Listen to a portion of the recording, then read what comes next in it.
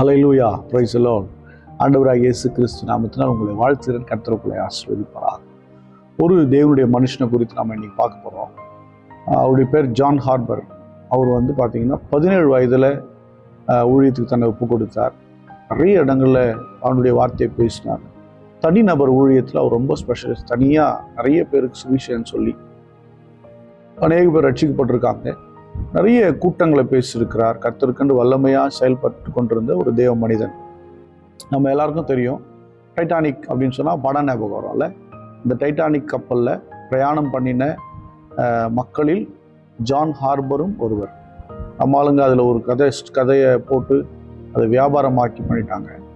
அதில் ஒரு விலையேற பெற்ற ஒரு காரியம் இருக்குது. 2223 பேர் ஒரே நேரத்தில் தண்ணீரில் மூழ்கி மரித்தார்கள் ஒரே காலகட்டத்தில்.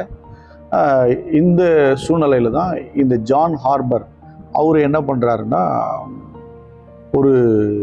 ஒரு மரக்கட்டையை பிடிச்சிக்கிட்டு அவரும் தன்னுடைய ஜீவனுக்காக கஷ்டப்பட்டுக்கிட்டு இருக்காரு. அப்படி நேரத்தில் அங்கே ஒரு பையன், ஒரு தம்பி அதே போல் கட்டையை பிடிச்சிட்டு நிற்கிறான். அப்போ அவர் கேட்குறாரு, திடீர்னு அந்த மகனை பார்த்து கேட்குறாரு, எப்பா நீ ரட்சிக்கப்பட்டியா அப்படின்னு கேட்குறாரு. அந்த தம்பி பேர் சொல்லப்படலை. அந்த தம்பி கேட்குறாரு, நீ ரட்சிக்கப்பட்டியா? இல்லை அப்படி சொன்னோடனே அவருக்கு அந்த மரண தருவாயில் அவர் மறிக்க போகிறாரு, அவனும் மறிக்க போகிறான். இவர் உயிரோடு இருப்பாரா இல்லை அவன் உயிரோடு இருப்பானா தெரியாது. இந்த டைமில் அவர் இயேசு கிறிஸ்து அன்பை சொல்லி அவன் அதை ஏற்றுக்கிட்டான். சரிங்களா? இப்படி பேசிக்கிட்டே இருக்கும்போதே ஒரு அலை அவரை மூழ்கடித்து விட்டார். அவர் செத்துட்டார். ஜான் ஹார்பர் செத்துட்டார். சில வருடங்கள் கழித்து கனடா நாட்டில் அந்த வாலிபன் அந்த கூட்டத்தில் சாட்சி சொல்கிறான். கனடா நாட்டில் ஒரு கூட்டத்தில் சாட்சி சொல்கிறான். ஜான் ஹார்பர் என்கிற ஊழியக்காரன் கடைசியாக என்ன தான் ஆண்டவருக்குள்ளே நடத்தினார். கிட்டத்தட்ட பல வருடங்கள் கழித்து அந்த கனடா நாட்டில் சொல்லும்போது மக்கள் எல்லோரும் கண்ணீர் வடித்தார்கள். பாருங்கள், ஒரு ஜான் ஹார்பர் என்கிற ஒரு தேவ மனிதன் கடைசி மணி நேரத்திலேயும் ஒரு ஆத்துமாவை கிறிஸ்துவ அண்டைக்கு திருப்பிட்டு போயிருக்கிறார். அல்லேலூயா. இப்பேற்பட்ட ஒரு சாட்சி பாருங்க. சாக போகிற நேரத்தில், நம்ம உயிரோடு இருக்க நேரத்தில் எத்தனை பேரை திருப்பியிருக்கோம்? முடிந்த அளவுக்கு இயேசு நன்மை சொல்லுங்கள்.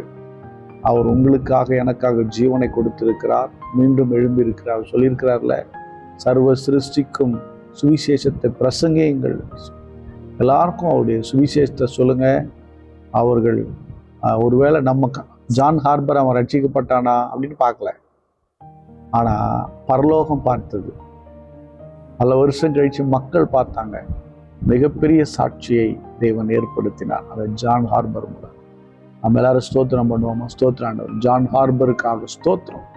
ஸ்தோத்திரப்பா, ஸ்தோத்திர ஆண்டவர். மரிக்கும் தருவாயிலே சுவிசேஷம் சொல்லும்படியான ஒரு வாய்ப்பை அவர் கொடுக்கிறேன். மரிக்கும் தருவாயிலே ஒரு மகனை கர்த்தரண்டைக்கு திருப்ப நீர் கிருபை செய்கிற உமக்கு ஸ்தோத்திரம். அவருடைய வம்சத்திற்காக ஸ்தோத்திரம், அவருடைய தலைமுறைகளுக்காக ஸ்தோத்திரம். ஸ்தோத்திரம். பரிசுத்த பிதாவை உம்மை ஸ்தோத்திரிக்கிறோம்.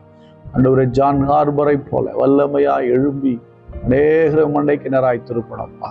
கர்த்தாவே ஸ்தோத்திரம். எழுப்புதல் ஆண்டவரே தனியக்கூடாது. எழுப்புதல் தீ பற்றி எரிந்து கொண்டே இருக்க வேண்டும். இங்கே கிரியை செய்யுங்க. பார்க்கிற ஒவ்வொரு பிள்ளைகளுக்குள்ளே ஒரு தூண்டுதல், ஆவிக்குள்ளாய் நடத்துகிற அந்த வாஞ்சை உண்டாவதாக என்று சொல்லுகிறேன். இயேசு கிறிஸ்துவின் நாமத்தால் ஜெபிக்கிறேன், ஜீவனுள்ள நல்ல பிதாவே. ஆமென். God bless you. Bye bye.